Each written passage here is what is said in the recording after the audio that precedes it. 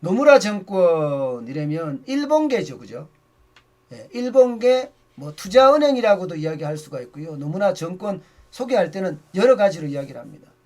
근데 노무라는요, 이번에도 섬뜩한 경고를 내놨습니다. 노무라의 섬뜩한 경고는 좀 잦은 것 같아요.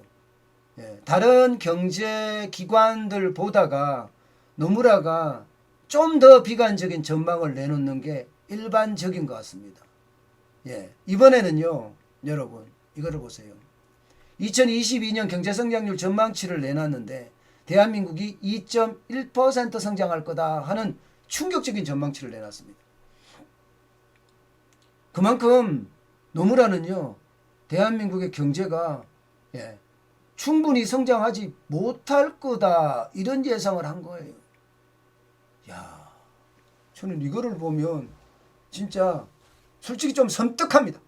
섬뜩합니다. 예, 2.1%라는 것은요, 우리가 경험했잖아요. 2000 아마 19년을 경험했을 겁니다. 2019년. 2019년이 안 좋았거든요. 2018년이 안 좋았고요. 지금 2018년이나 2019 바닥 경제를 말합니다. 그런 경제가 된다는 이야기인데 지금 성장을 해도 바쁜 판에 지금 바닥이 다 무너졌잖아요. 예, 바닥이 지금 코로나19 때문에 완전히 무너졌다고 이야기할 정도로 바닥이 완전히 와장창했단 말입니다. 그래야지 원래 내년에 성장률이 좋아야지 바닥이 뚫고 일어난다 이렇게 이야기할 수 있는데 지금 이야기는 바닥이 뚫고 일어나지 못한다는 이야기나 다름없습니다. 2% 성장률은. 지금까지 역대 어느 누가 전망을 하는 것보다 낫습니다. 여러분. 한국은행이 전망하는 거나 KDI가 전망하는 것도 한번 볼까요? 한국은행이 전망하는 거나 KDI 전망하는 거는요. 오미크론이 이렇게까지 들어가고 지금 예, 코로나19의 신규 확진자가 이렇게 나타나는데도 불구하고 말입니다. 예, 내년의 전망을 3%로 보고 있습니다. 3%. 예, 성장률 3%를 보고 있다고. 그만큼 여러분 3% 성장이니까 어느 정도까지 바닥 경제가 올라주겠구나, 소비가 더 많이 늘어나겠구나 이렇게 생각할 수 있는 지표거든요.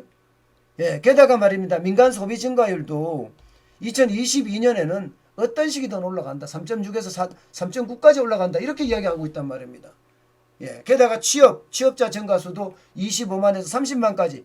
예, 2021년 올해보다는 아니겠지만 올해는 35만에서 36만까지 이게 여러분 알다시피 노인 알바죠. 예, 이렇게 늘어나겠지만 내년에는 25만에서 30만까지 늘어날 수 있다. 이런 예측까지 내놨단 말입니다.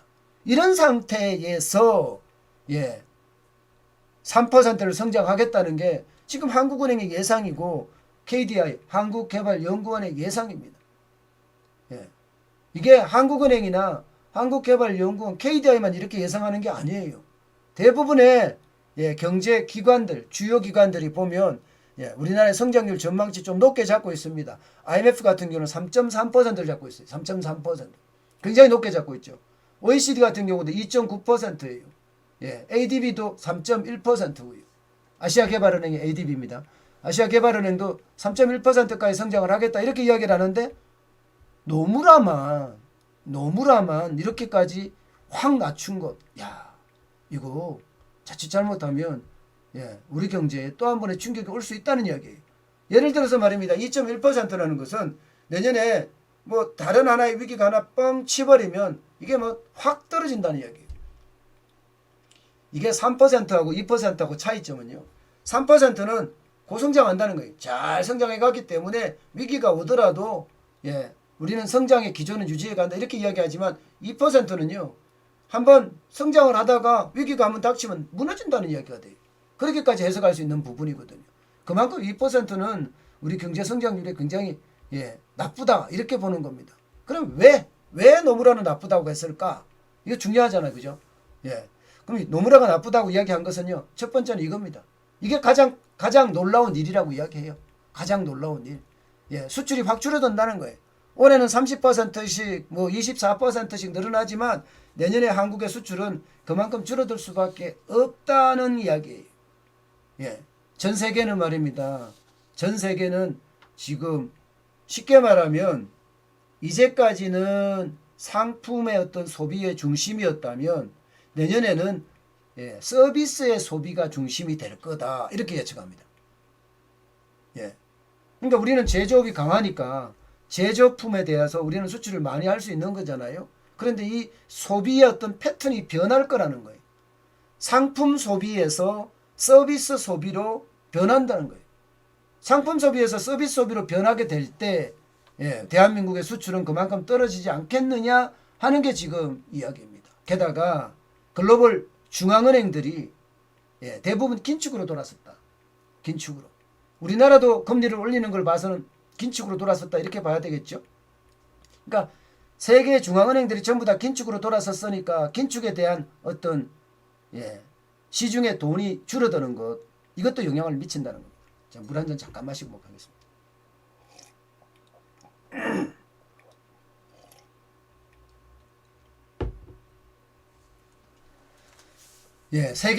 세계 중앙은행들이 긴축으로 돌아섰다는 것은요. 그만큼 돈을 덜 푼다는 이야기니까 돈을 덜 푼다는 이야기는 돈을 쓸 돈이 그만큼 줄어든다는 이야기가 됩니다.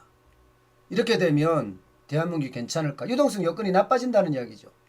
게다가 아유 죄송합니다. 게다가 죄송합니다. 게다가 정책 불확실성도 커진다. 어느 나라는 할 것 없이 지금 어느 정책을 어떻게 잘 써야 되는지도 잘 모를 정도로 미국도 소비가 일시적이다 이렇게 이야기했거든. 인플레이션이 일시적이다 이렇게 이야기했거든요. 근데 일시적이 아니라고 이제는 밝혀졌잖아요. 그러니까 정책에 대한 불확실성이 굉장히 커졌어요. 그동안 미국만 하더라도 연방준비제도 이사회 중앙은행이 이게 일시적인 물가를 찾기니까 물가 안 잡았단 말입니다. 근데 지금 6.8%까지 올라가니까 어떡하라 하고 지금 있는 상태잖아요. 그만큼 상황이 좋지 않다. 이런저런 이야기를 다 종합을 해보면 결국 대한민국의 수출은 내년에 떨어질 수밖에 없다 이런 얘기예요. 떨어질 수밖에 없다. 노무라 이야기입니다. 뭐 충분히 설득력이 있는 이야기도 해요. 지금 전 세계의 어떤 모양새가 그렇게 변하는 건 분명하잖아요. 그죠? 상품 소비에서 서비스 소비로 바뀔 거라는 거 이것은 어느 정도까지 짐작이 되는 부분이고 왜냐하면 집에 세탁기 사고 TV 사고 냉장고 사고 에어컨 사고 이러고 나면요 그 다음에는 이제 여가 공부하고 뭐 이렇게 즐기려고 하는 게 강하니까 상품 소비에서 서비스 소비로 넘어갈 수 있다는 것은 어쩌면 이해될 수 있는 부분이기도 합니다. 여기다가 전 세계 중앙은행들 긴축하고 있는 건 분명하고 있고요. 여기에다가 정책의 불확실성은 굉장히 커지는 것. 이게 어느 게 정답인지 지금 각국의 정부조차도 잘 모르고 있다. 이렇게 이야기할 정도로 어려워지니까 이거는 좀 더 두고 봐야 되는 그런 상태가 계속된다는 거죠. 이런 상태를 종합해보면 결국 수출이 우리는 줄어들 수밖에 없는 것 아니냐. 노무라의 어떤 이야기가 맞는 이야기예요. 여기에다 여러분 여기에다가 수출이 줄어들잖아요. 그러면 노무라가 이야기한 대한민국에서 일어날 놀라운 일 두 번째는요 이겁니다. 금리예요. 금리. 수출이 줄어들면 안 그래도 내수가 지금 제대로 힘을 못 뻗치고 있는데 게다가 내수가 지금 코로나19의 어떤 신규 확진자가 폭증하면서 내수가 더 망가지고 있거든요. 그런 상태이기 때문에 수출마저 줄어들게 되면 어떻게 됩니까? 금리 인상을 못하게 될 거라는 거예요. 금리 인상을 못하게 되는 것이 한 차례만 하게 된다. 한 차례. 내년 1월에 한 차례 뭐 이것만 하게 된다는 것이 지금 노무라 정권의 놀랄만한 일 두 가지입니다. 일반적으로는 내년에 한국은행이 금리를 3번까지 올린다. 그래서 1.75%까지 올라간다 이런 얘기인데 그 예상들하고는 완전히 다른 1%에서 1%가 아니라 그죠? 1%에 머물 거다. 아니죠. 1.25%에 머물 거다죠. 1.25%에 머물 거다. 이렇게 이야기하는 거니까 지금 그 어느 누구의 어떤 전망하고도 다르죠. 그만큼 말입니다. 2번 이상 못 올린다. 한 번밖에 못 올린다. 이런 이야기는 그만큼 한국 경제의 성장률 전망치가 떨어지고 있다는 이야기입니다. 그만큼 금리 인상의 사이클이 생각했던 것보다가 아니다. 근데 이거는요, 여러분. 이거는 제가 보기에는 이걸 믿어야 될지 좀 아닐지 잘 모르겠어요. 왜냐하면 말입니다. 미국의 금리를 인상하면 우리 금리 인상하고 따라가야 되거든요. 우리 금리 인상하고 안 따라갔다가는 외국인들의 탈출이 굉장히 빨라질 수 있습니다. 외국인들의 탈출이. 그래서 더 심각해질 수 있다는 이야기입니다. 예. 근데 한 번밖에 안 한다는 것은 좀 더 두고 볼 일이지만, 근데 만약에 말입니다. 노무라 정권의 이야기대로 수출이 줄어드는 상태에서 만약에 금리도 인상하지 못하는 상태라면 우리 경제는 굉장히 위기선상에 빠질 수밖에 없는 것 아니냐. 저는 그렇게 봅니다. 그러니까 노무라는요, 대한민국에 대해서 그게 크게 내년에 경제가 좋아질 거다 이렇게 분석을 안 하고 있는 것, 이것은 분명해 보입니다. 분명한 것은요, 노무라가 조금 비관적으로 계속 봤었거든요. 노무라의 어떤 분석은 좀 비관적으로 보고 있으니까 그 비관적으로 봤다는 것을 감안해서 우리는 들어야 될 것 같습니다. 분명한 것은요, 그럴 일이 일어날 수도 있다는 것, 이것은 어쩌면 내년 우리 경제가 저는 계속 그렇게 이야기하잖아요. 상고하저다. 상고하저다. 왜냐하면 내년에 상반기에는 성장을 많이 할 거예요. 어떤 식이든. 정부가 3월 9일 대통령 선거죠. 6월 1일 지방선거입니다. 여기에 돈 엄청 부을 거거든요. 진짜 엄청 부을 거거든요. 돈을 많이 부으면 붓는 만큼 말입니다. 심각한 상황이 될 수밖에 없다는 얘기예요. 그러면 심각한 상황이라는 게 결국은 경기가 좋아지는데 돈을 계속 부으니까 인플레이션이 커지는 거죠. 인플레이션이. 돈을 붓는데 왜 좋은 거지 왜 나쁜 거냐 이렇게 이야기하시는 분들도 계시거든요. 그런데 돈을 부으면 붓는 대로 그만큼 뭐라고 이야기해야 되나, 돈의 가치가 떨어집니다. 그래서 우리가 심각하게 봐야 되는 부분 중에 하나다. 저는 그렇게 읽고 있습니다. 게다가 내년에 어떤 국가 예산의 73%를 상반기 중에 붓는다고 했습니다. 상반기 중에.